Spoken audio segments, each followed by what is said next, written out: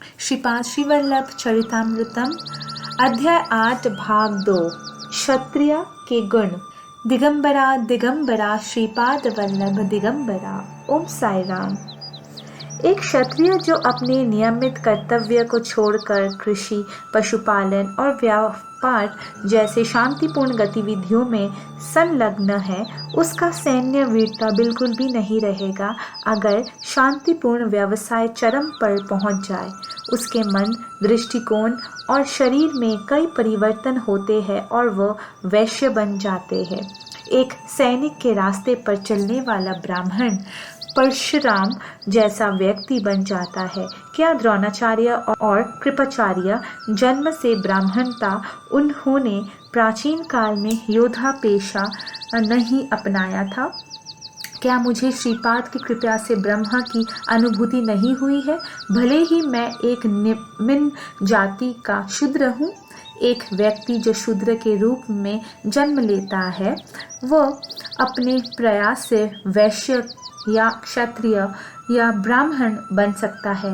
यमधर्म राजा किसी जाति में जन्म लेने वाला को नहीं बख्शेंगे। हमारे अच्छे और बुरे कर्मों के आधार पर पुरस्कार दिए जाते हैं। मैं अगले जन्म में एक ब्राह्मण के रूप में पैदा हो सकता हूँ, भले ही मैं अभी जन्म से शूद्र हूँ।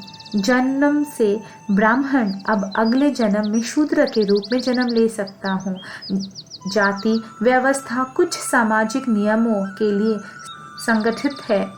एक बार श्रीपाद ने कहा कि सर्वशक्तिमान का चेहरा ब्राह्मणत्व को दर्शाता है, हाथ क्षत्रियत्व का संकेत देते हैं, जांघ वैश्यत्व और पैर शूद्रत्व को दर्शाता है। शंकर भट्ट, आप हमारे घर में आतिथ्य स्वीकार कर रहे हैं।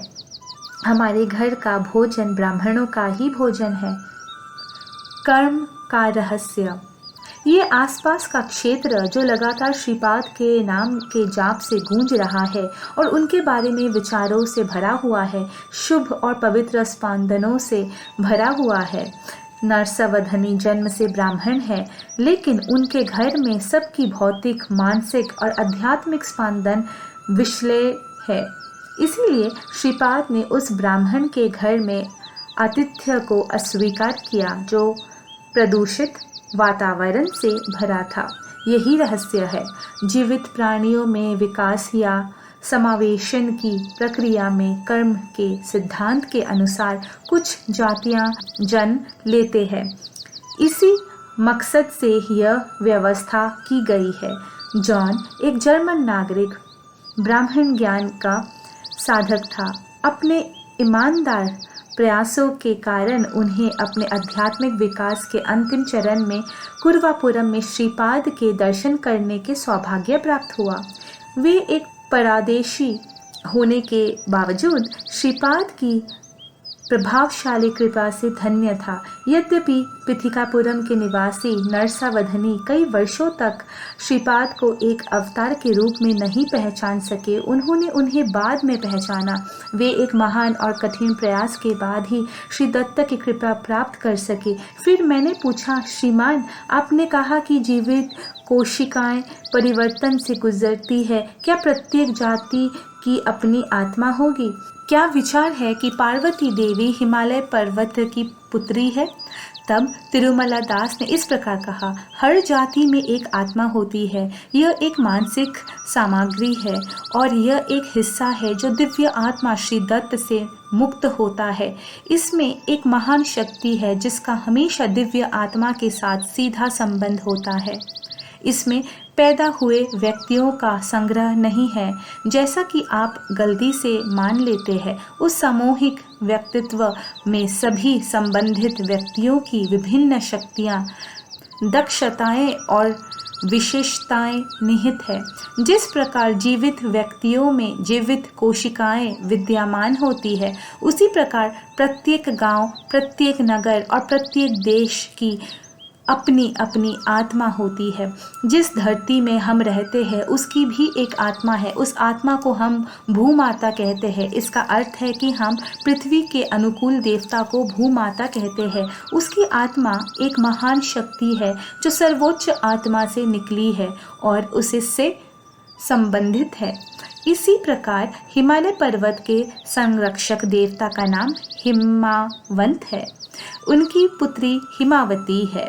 जब ये कहा जाता है कि यम धर्म राजा सूर्य देव के पुत्र है जो सभी चीज़ों के साक्षी है, तो इसका अर्थ ये है कि वे दिव्य आत्मा है जो जीवों के अच्छे और बुरे कर्मों पर विचार करके फैसला सुनाते हैं और उन्हें दंड देते हैं।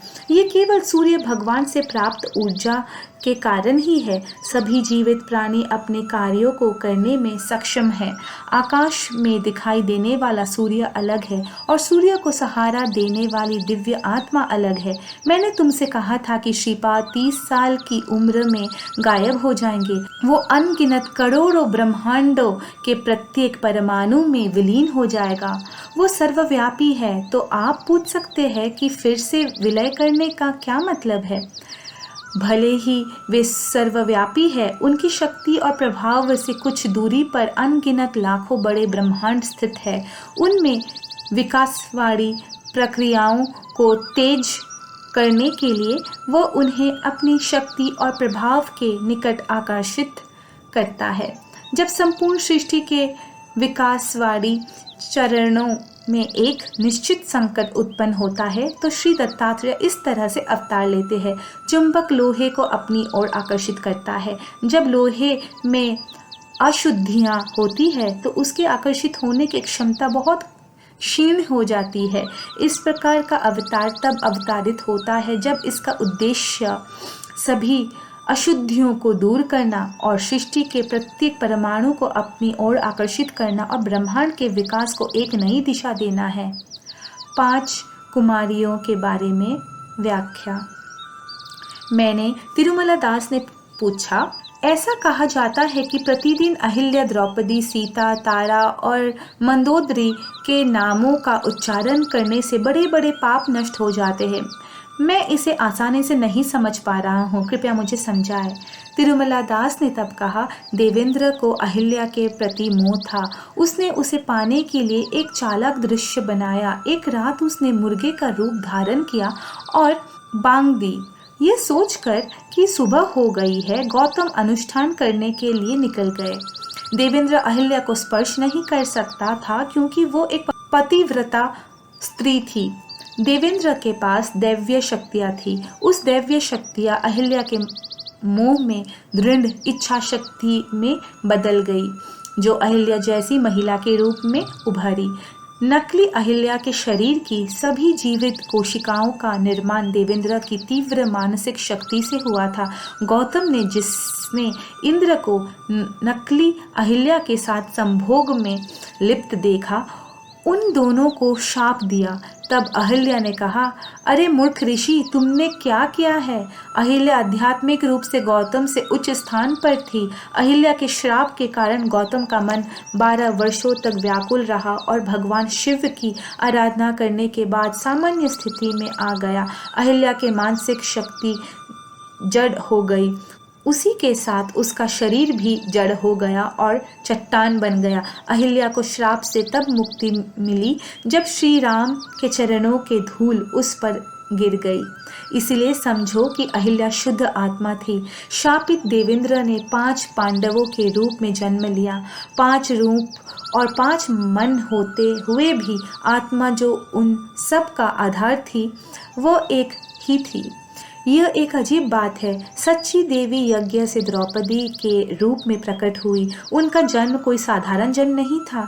यह भी जानिए कि अग्नि के देवता ने असली सीता को अपने अंदर छिपा लिया था। रावण माया सीता को लंका ले गया। जब सीता ने अग्नि में प्रवेश किया तो 2 सीताएं निकली। अर्थात ये जानो कि सीता एक महान पतिव्रता है। राशि चक्र के 12 भावों में 27 तारे होते हैं। 27 सितारों के संरक्षक देवता तारा देवी के रूप में पैदा हुई थी। जब वो अपनी पूर्ण युवावस्था में थी तो गुरु ग्रह के संरक्षक देवता बृहस्पति ने प्रेम किया, उससे शादी कर ली। बूढ़ा पति जवान पत्नी को संतुष्ट नहीं कर सकता, यह धर्म का उपहास है। विवाह के दौरान की गए गंभीर प्रतिज्ञाओं का उल्लंघन क्षमा नहीं किया जा सकता है। तारा देवी ने जब बृहस्पति की ओर देखा तो पति की ओर देखने का भाव ही नहीं पा सकी। उसमें पति की भावना जागने की जिम्मेदारी बृहस्पति की होती है। वो जो सभी धर्मों को जानता है, धर्म के विरुद्ध व्यवहार करता था। तारा देवी की मानसिक भावनाओं के अनुसार उनके शरीर में जीवन कोशिकाएं कई तरह से रूपांतरित हुई। उसका मन चंद्रमा के रूप से भर गया, उसका हृदय चंद्र के प्रभाव में था। इस तरह रूपांतरित होने वाली तारा देवी वही तारा देवी नहीं थी जिन्होंने बृहस्पति से विवाह किया था। तो तारा और चंद्र का मिलन धर्म के खिलाफ नहीं था। सृष्टि के नियमों के अनुसार चंद्र को सभी 27 सितारों के परिक्रमा करनी होती है। ये बृहस्पति ग्रह का कर्तव्य नहीं है। यदि बृहस्पति इस तरह से चलता है तो यह धर्म का उल्लंघन होगा। जो कुछ भी धर्म का उल्लंघन करता है वो नष्ट होने के लिए बाध्य है। इसीलिए ये धर्म है कि 27 तारों की संरक्षक देवी तारा देवी चंद्रमंडल की संरक्षक देवी चंद्रमा से मिलती है। मेरे प्रिय, इस सूक्ष्म धर्म के अनुरूप तारा देवी एक महान पतिव्रता है। जब भीष्म बाणों से बने मृत्युशैया पर थे, उन्होंने धर्मराज को शिक्षा दी।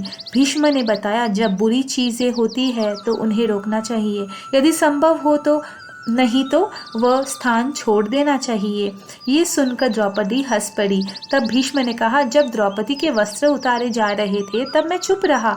उन दिनों में दुर्योधन आदि के द्वारा दिया हुआ भोजन कर रहा था। इस प्रकार मेरा रवैया खराब हो गया। वह खराब खून अब मेरे शरीर से निकल चुका था। अब मेरे स्वभाव में कोई अशुद्धता नहीं है। सच्चाई सामने आ गई है। एक जीवित प्राणी विकास की प्रक्रिया में कई जन्म लेता है। ये किसी जन्म में स्त्री के रूप में और किसी जन्म में पुरुष के रूप में जन्म ले सकते हैं। ये मनुष्य के स्थान पर पशु या पक्षी के रूप में भी जन्म ले सकता है। एक जन्म में मंदोदरी ने पुरुष रूप में जन्म लिया। उस जीवन में उनकी एक चंचल पत्नी, एक क्रूर पत्नी और एक सौम्य स्वभाव वाली पत्नी थी। चंचल बुद्धि वाले पत्नी बाली नाम से वानर के रूप में उत्पन्न हुई। क्रूर पत्नी ने रावण के रूप में जन्म लिया और कोमल स्वभाव वाली पत्नी थी विभीषण के रूप में जन्म। एक अलग कल्प में जब मंदोदरी का जन्म एक पुरुष के रूप में हुआ था, तीनों उसकी पत्नियां थीं। वर्तमान जन्म में मंदोदरी वाली की पत्नी बनी और अंगद को जन्म दिया। बाद में वो रावण की पत्नी बनी। रावण की मृत्यु के बाद वो विभीषण की सही पत्नी बनी। जब वो बाली, रावण और विभीषण की पत्नी थी तब विभिन्न चरणों में जीवन कोशिकाएं अलग और विविध थी। इसीलिए मंदोदरी भी एक महापतिव्रता स्त्री थी। फिर मैंने पूछा, श्रीमान, कहा जाता है कि महिलाओं और पुरुषों को मनोगैमी का पालन करना चाहिए। क्या बहुविवाह निंदनीय नहीं है? हम अगला एपिसोड यहीं से शुरू करेंगे। दिगंबरा दिगंबरा श्रीपाद वल्लभ दिगंबरा। ओम साई राम।